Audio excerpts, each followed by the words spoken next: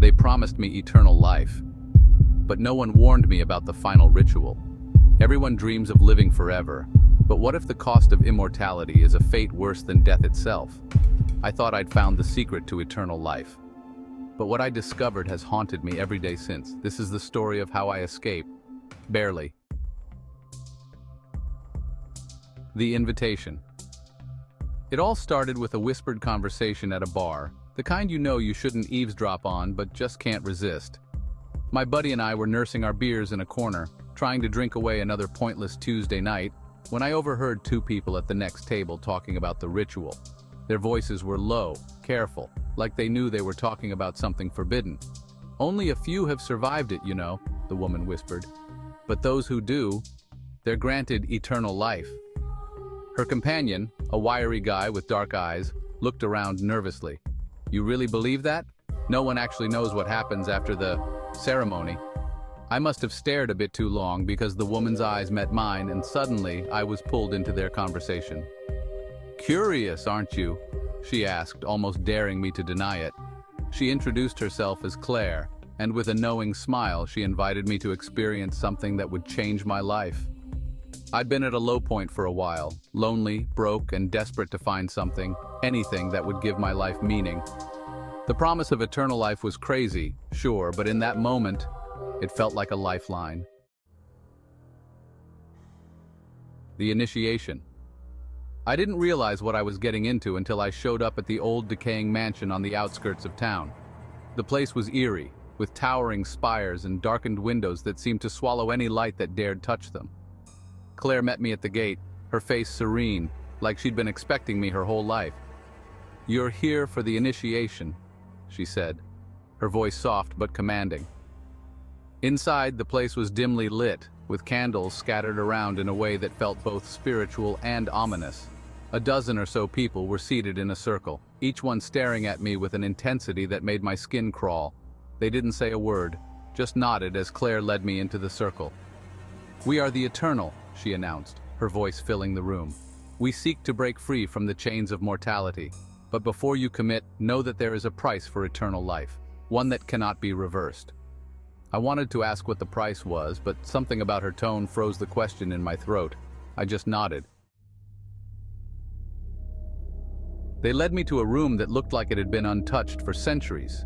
The air was thick with the smell of incense and something else, something metallic and sharp. Blood. In the center of the room was a stone altar, and the floor was covered in strange symbols painted in what looked unsettlingly like dried blood. Claire handed me a small, ornate knife. "To receive eternal life, you must first shed your past," she whispered. "What does that mean?" I managed to ask, my voice barely a whisper.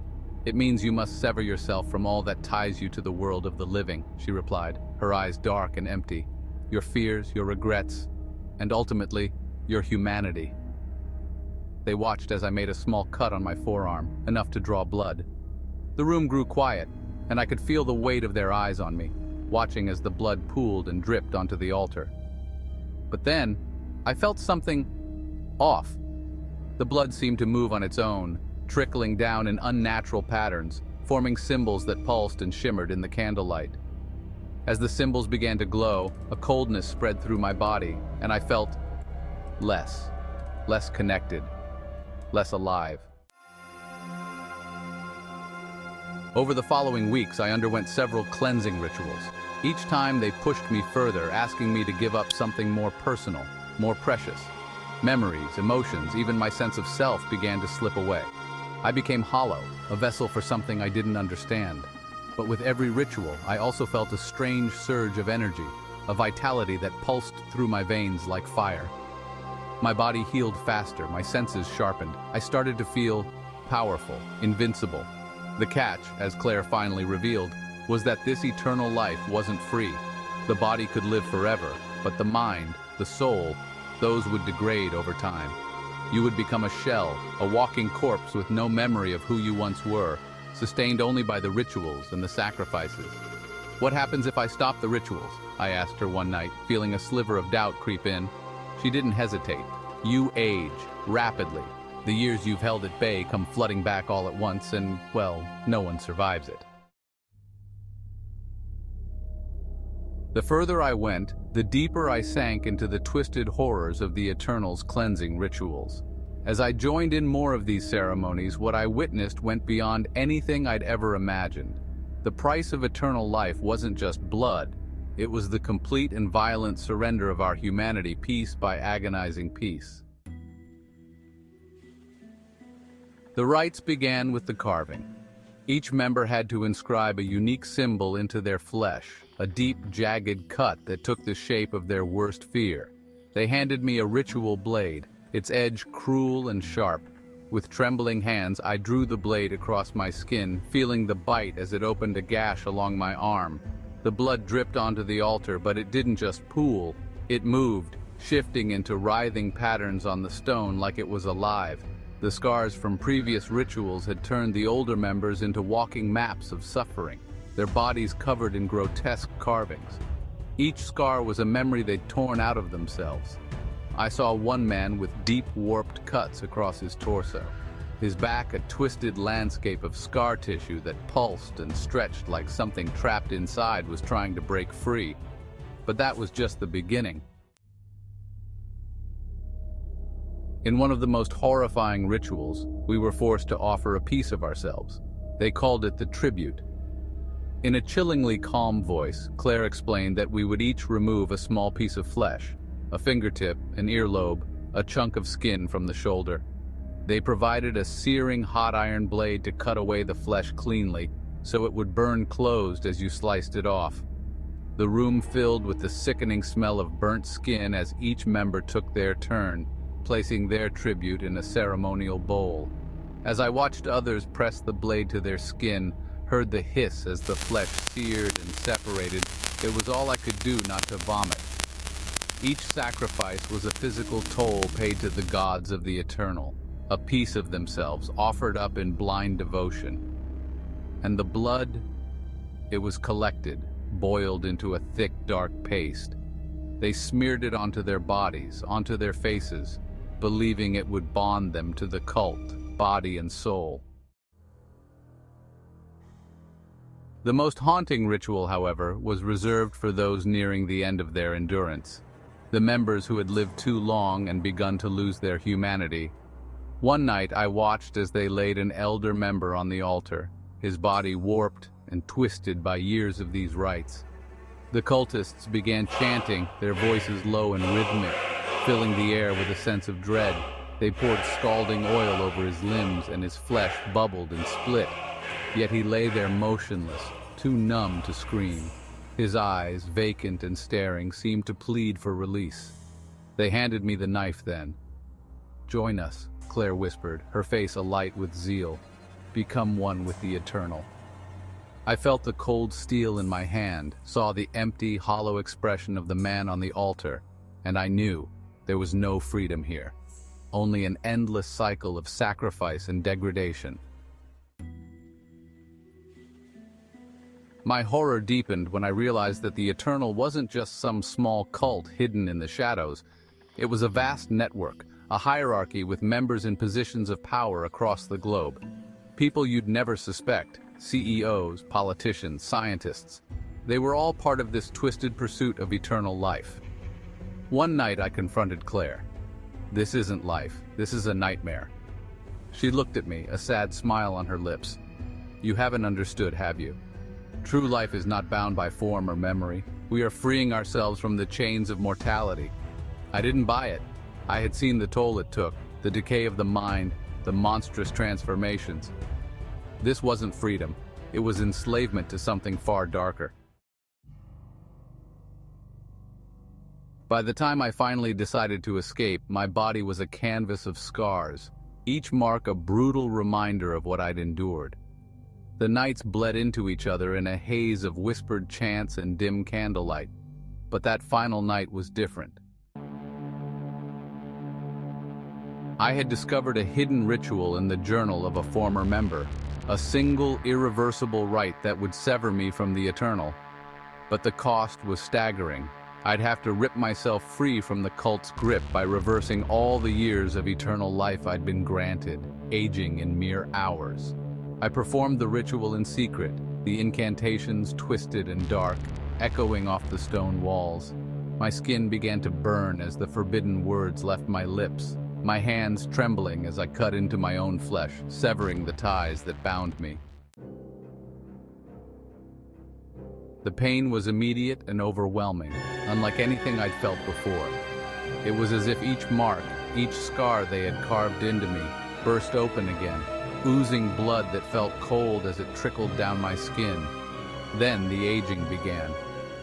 I felt my bones groan and creak, my muscles weakening, shrinking, as if my body was collapsing in on itself. My vision blurred and the world spun around me as my body aged, my skin paling and wrinkling before my eyes. With each moment, decades crashed over me, racking my body with pain and forcing memories to flash in brutal succession.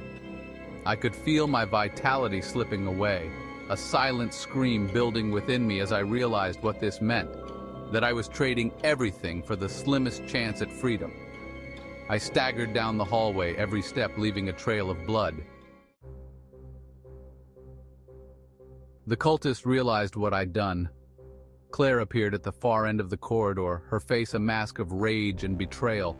"You can't leave," she hissed, her voice low and guttural, echoing with something inhuman. Her eyes glowed, and I saw a flicker of what lay beneath, a hollow, twisted creature, more demon than human. "Return, or you will decay faster than you can imagine," she threatened, her voice thick with hatred. I stumbled forward, forcing myself onward, my limbs growing weaker by the second. I pushed open the mansion door, feeling a rush of cold night air hit my face, the scent of freedom mingling with the metallic stench of my own blood. Just as I thought I'd made it, a hand clamped around my ankle. Claire's grip was like iron, her nails digging into my skin as she dragged me back, her eyes wild with fury. But in that instant, I felt something inside me snap. With one final surge of strength, I tore myself free, the skin of my ankle shredding in her grasp as I crawled out of the mansion and into the night. I could feel her eyes on me, hear her voice in my head, whispering, calling me back, promising that one day she'd find me again. I escaped, but at what cost? Now every night I feel her presence looming closer, and though I'm free, I know that the eternal isn't finished with me yet. The scars may fade, but the terror never will. As the days pass since my escape from the eternal, I try to move on, to convince myself that I've left it all behind. But strange things begin happening, little flashes that make my blood run cold. It starts with faint, distorted memories creeping into my mind, flickering images of people and places I've never seen. I wake up in the middle of the night with an ache in my arm, a pain I don't recognize, a feeling that doesn't belong to me. At first, I tell myself it's just trauma, the lingering effects of what I went through. But then the flashes grow more frequent, more vivid. I see faces in my mind, faces of other cult members, their eyes hollow, pleading. One night I'm brushing my teeth, and in the mirror I see a face that's not mine. For a fleeting second, it's the face of Martin, one of the elders I watched perform the most horrific rituals. His eyes, hollow and lifeless, stare back at me before shifting back to my own horrified reflection. The memories take on a life of their own. I'm seeing scenes play out in places I've never been. I feel an urge to move in ways I wouldn't, hear myself muttering words in languages I don't know. It's as if someone else's voice is speaking through me. I lose track of time, waking up in places I don't remember going with bruises and cuts I didn't inflict on myself. It's as if pieces of the cult are leaking into my mind, rooting themselves into my consciousness. One night, in a fit of panic, I dig through my belongings and find an old journal left behind by another former cult member. Leafing through its pages, I discover a passage detailing the ritual that binds each member to the memory pool. My stomach churns as I read the horrifying truth. The Eternal doesn't just let anyone go. Those who escape are haunted, claimed by the memories of past members, trapped in a collective consciousness that infects the mind of anyone who dares to leave. Each time someone tries to break free, they carry fragments of all who failed before them. I realize I've been marked, doomed to live with the memories and souls of others for the rest of my life. As I read, I feel something shift in my mind. A memory surfaces, clear as day, a memory that isn't mine. I see Claire standing over an altar, a cruel smile on her face as she whispers, "You will return to us. They always do." Just as I'm about to shut the journal, I feel a sudden chill, and I look up to see a shadow standing in the corner of my room. It's faint but unmistakable, a figure with hollow eyes watching me. I feel an overwhelming sense of familiarity. It's not just any shadow, it's me. A twisted version of myself, wearing the scars and markings of the cult, stands silently staring back. In that moment, I understand. I've become one of them. The memories, the pieces of the others, they're not just haunting me, they're reshaping me, turning me into something inhuman, something that will eventually return to the eternal. I realize that no matter how far I run, no matter how hard I try to forget, the cult is inside me now, and one day it will drag me back. And then the shadow smiles.